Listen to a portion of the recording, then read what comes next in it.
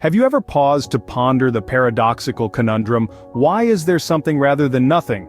Well, let's delve into this. The concept of nothing is inherently flawed. It cannot exist because by virtue of being, it becomes something, thus refuting its own definition. The notion of nothing crumbles under its own weight, leaving no room for a non-existent alternative. Therefore, something has always been, for it can have no opposite. This something is eternal, uncreated, and indestructible. It is the causeless cause, the ultimate origin from which temporary manifestations arise, like the elementary particles that form the building blocks of our existence. Yet, this something cannot be inert. A static state would make the emergence of temporaries impossible, so it must be dynamic, always in motion. This eternal something is simple and partless. If it were to have parts, its fundamentality would be undermined by the parts that compose it.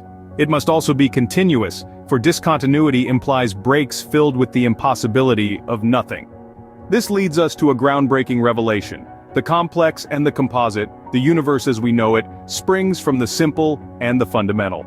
The notion of the lesser arising from the greater becomes untenable, and we are forced to abandon it, along with the infinite regress it implies. This philosophical reasoning, grounded in logic, leads us to the conclusion that something has always existed and will always continue to exist. It is simple, continuous, dynamic, and partless.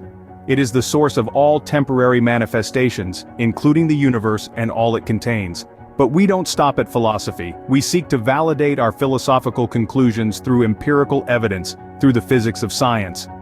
Because truth is not just about understanding the world as it is, it's about probing the mysteries, asking the hard questions, and not resting until we've found the answers.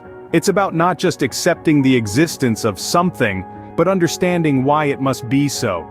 In the end, we find that the nature of existence is not a matter of chance, but a matter of necessity. Something exists because it must exist, and this something is the eternal, the fundamental, the source of all that is. So, why is there something rather than nothing?